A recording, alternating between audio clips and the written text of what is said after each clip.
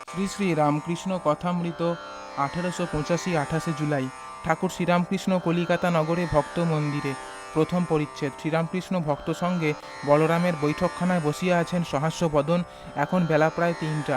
বিনোদ, রাখাল master ইত্যাদি কাছে বসিয়া। ছোট নরেনও আসিয়া উপস্থিত হইলেন। আজ মঙ্গলবার 28 জুলাই 1885 খ্রিস্টাব্দ, 13ই শ্রাবণ 1292 বঙ্গাব্দ।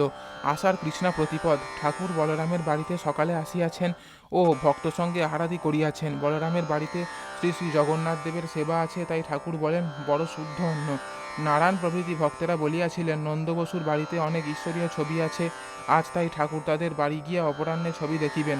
একটি ভক্ত ব্রাহ্মণীর বাড়ি নন্দবসুর বাড়ির নিকটে, সেখানেও যাইবেন। ব্রাহ্মণী কন্যা শোকে সন্তপ্তা প্রায় দক্ষিণেশ্বরে শ্রীরামকৃষ্ণকে দর্শন করিতে যান। তিনি অতিশয় ব্যাকুল হইয়া ঠাকুরকে আমন্ত্রণ করিয়াছেন, তাহার বাটিতে যাইতে হইবে ও আর একটি স্ত্রীভক্ত গনুর মার বাটিতেও যাইতে হইবে। ঠাকুর বলরামের বাটিতে আসিয়াই ছোকরা ভক্তদের ডাকিয়া পাঠান। ছোট নরেন মাঝে বলিয়াছিলেন, আমার কাজ আছে বলিয়া সর্বদা আসিতে পারি না, পরীক্ষার জন্য পড়া ইত্যাদি। ছোট নরেন আসিলে ঠাকুর তাহার সহিত কথা কহিতেছেন। শ্রীরামকৃষ্ণ ছোট নরেনকে, তোকে ডাকতে পাঠাই নাই।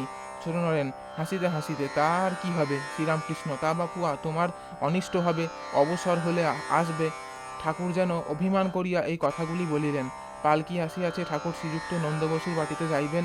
ঈশ্বরের নাম করিতে করিতে ঠাকুর পালকিতে উঠিতেছেন। পায়ে কালো বার্নিশ করা চটি জুতা, পরনে লাল ফিতাপার ধুতি, উত্তরীয় নাই। জুতা জোরটি পালকির একপাশে মণি রাখলেন। পালকির সঙ্গে সঙ্গে মাস্টার যাইতেছেন। ক্রমে পরেশ আসিয়া জুটিলেন।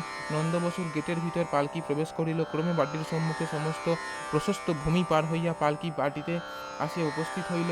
গৃহস্বামীর আত্মীয়গণ আসিয়া ঠাকুরকে প্রণাম করিলেন। ঠাকুর মাস্টারকে চটিজুতো জোড়াটি দিতে বলিলেন। পালকি হইতে অবতরণ করিয়া উপরের হলঘরে উপস্থিত হইলেন। অতি দীর্ঘ ও প্রশস্ত হলঘর, দেবদেবীদের ছবি ঘরের চতুর্দিকে। গৃহস্বামী ও তাহার ভ্রাতা পশুপতি ঠাকুরের সম্ভাষণ করিলেন। ক্রমে পালকির পশ্চাৎ পশ্চাৎ আসিয়া ভক্তেরা এই হলঘরে জুটিলেন। গিরিশের ভাই অতুল আসিয়াছেন। প্রসন্নের পিতা শ্রীযুক্ত নন্দবসুর বাটিতে সর্বদা যাতায়াত করেন, তিনিও উপস্থিত আছেন। জয় ঠাকুর মশাইজি।